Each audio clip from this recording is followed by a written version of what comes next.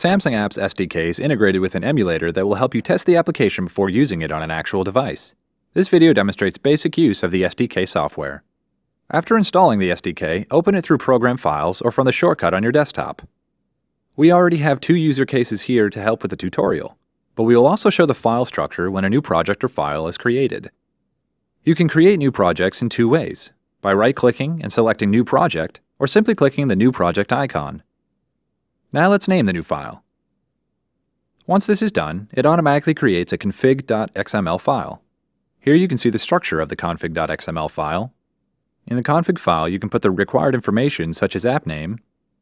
Also, we can give the app description, and you can provide your developer name. For example, we used Samsung SPS TV. Now once we have provided all the introductory details in the XML file, we can now begin creating the HTML access point for the application. We create a new HTML file and call it index.html. This is the structure of the newly created index.html file. Let's look at the already created files for the Hello World app to see how it's broken down. We'll put the developer name in the already created config file.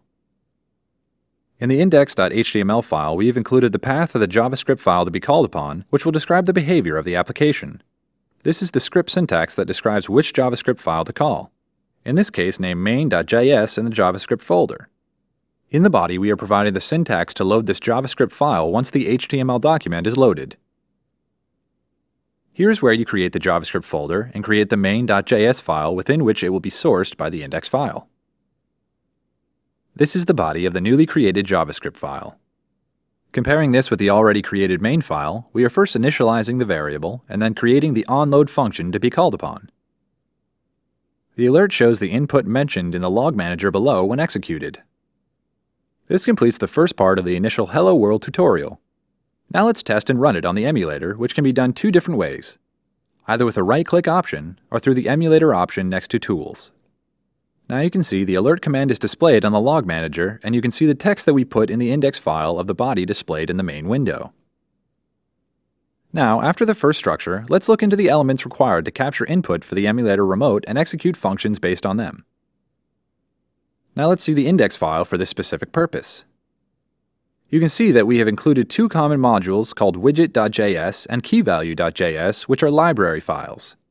The application manager uses the widget module to display itself on the screen. Second is the key value, which is the library file used, which has the keycode value to distinguish keys, as every key pressed on the remote has its own keycode value. Now let's try to beautify the app with CSS. The main.css is within the CSS folder. In the main.css file, you see that for the ID welcome, we are giving it specific background color, font size, alignment, and so on. In this case, we are using this welcome ID for the text to modify the text font and color in CSS. This is the element which registers the key down event from the remote. Now in the main.js within onload function, the sendReady event sends the message to application messenger. The focus anchor handles the key inputs from the remote control. The syntax below is a switch case which understands the key pressed and executes the event as required. You can get more information on this in the API document. Based on the key pressed, it shows the alert in the log manager. If left is pressed, it will show left. If right is pressed, it will show right. Now let's see its function on the emulator. As you can see, based on the keys pressed, you see the message and the alert in the log manager. When you press right, you see right key pressed. When you press left, you see left key pressed. When you press up, you see up key pressed. When you see down, you see down key pressed. And you can see the alerts in the log manager as well. An important point to note is that the config and the index file have to be in the root directory and not within a lower level like the JavaScript or the CSS files. As you can see, this is an introduction on how to use the emulator for building a Samsung app.